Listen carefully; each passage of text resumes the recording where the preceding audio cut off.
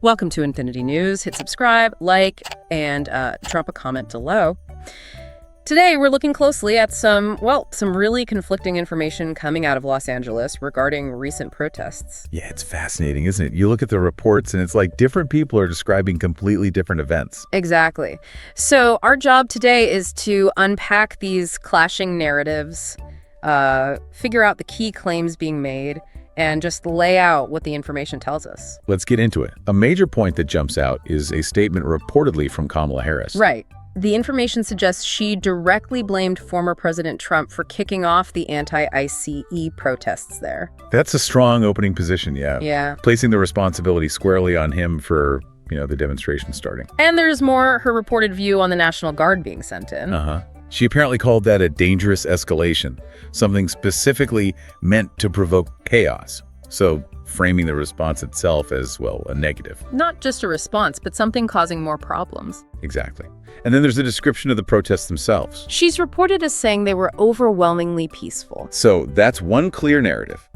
Trump started it, the government response made it worse, but the actual events were mostly peaceful. Okay, but right away, the information presents a very different take from Riverside County Sheriff Chad Bianco. Oh, completely different. He reportedly called Harris's comments an embarrassment. An embarrassment, wow. Yeah, and said they do nothing to diffuse the violent riots taking place across the city.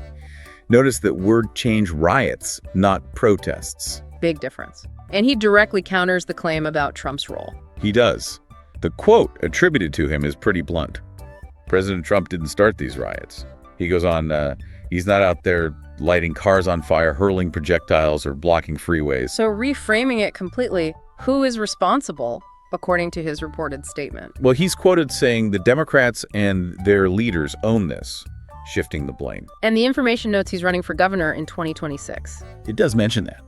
Adds a layer of political context, perhaps, to his reported comments. So right off the bat, two totally opposed views on cause, nature of events, everything. It really shows how narratives can diverge sharply, especially around contentious events. Okay, let's shift to what the information actually describes happening on the ground, because this seems to challenge that overwhelmingly peaceful idea. It does. We see reports that the LAPD chief actually admitted his officers were overwhelmed. Overwhelmed? That doesn't sound very peaceful. No. And the descriptions get specific. They're accounts of wild scenes like anti-ICE agitators, hurling rocks and cement at federal agents. Rocks and cement. Sure. Other things mentioned. Yeah, reports of setting cars on fire, storming highways. I mean, these are actions typically seen as violent or, disruptive. And the official response described. It's noted that police reportedly declared downtown LA an unlawful assembly area. That's a formal step authorities take when things are seen as unsafe or out of control. They ordered people home. So, these details overwhelmed police. Specific acts like throwing rocks, setting fires, the unlawful assembly. It paints a picture that seems, at odds with overwhelmingly peaceful. Definitely. And it's important to stress this tension exists within the information we're examining. We're just showing you the different pieces presented. Now, there were other voices mentioned, reportedly echoing that initial sentiment, blaming the federal response. Right. Governor Gavin Newsom, for instance. He reportedly accused Trump of inflaming things by ordering that federal response. And he was apparently planning legal action. Yes, reports mention a plan to sue the administration over the deployment.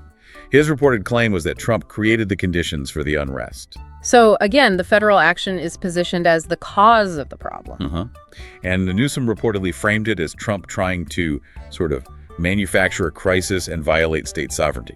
Political motives being alleged there. And the mayor of LA, Karen Bass? Similar reported views. Blaming the administration for inciting tension with the National Guard. There's a quote attributed to her saying she believes that chaos is, quote, being created by the administration completely unnecessarily.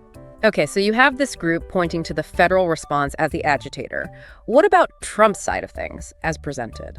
Well, as you'd expect, a very different framing. He reportedly called the demonstrators violent insurrectionist mobs. Insurrectionist mobs. That's very strong language. A direct counter to peaceful protesters. Absolutely. And his reported social media activity reflects that view. A post saying, looking really bad in LA, bring in the troops. Implying the response wasn't enough, needing more force. Right. And another reported post, arrest the people in face masks now.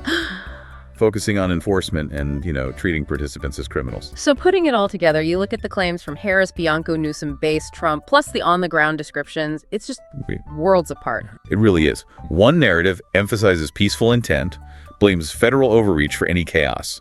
That's kind of the Harris-Newsom-Bass line presented here. And the other focuses on violence, calls them riots, blames the participants or political opponents, and sees the federal presence as necessary, maybe even insufficient. That's the Bianco-Trump perspective we're seeing. And the key takeaway for you watching is that the information itself contains these direct contradictions.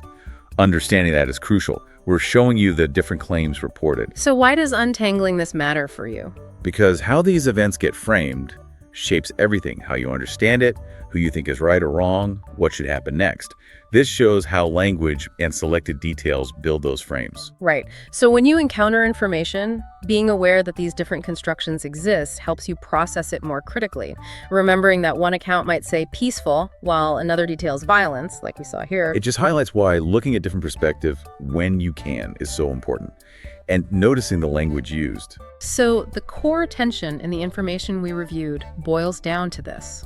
Was this fundamentally peaceful protest disrupted by government action, or was it violent rioting needing a strong response? The reports we looked at don't give a single answer, but they clearly show that deep disagreement exists. And that leaves us with a question for you. Given these starkly different accounts of the same events presented side by side, how does knowing about these varied narratives change how you think about civil unrest and government responses? What does it tell us about the challenge of getting a complete picture?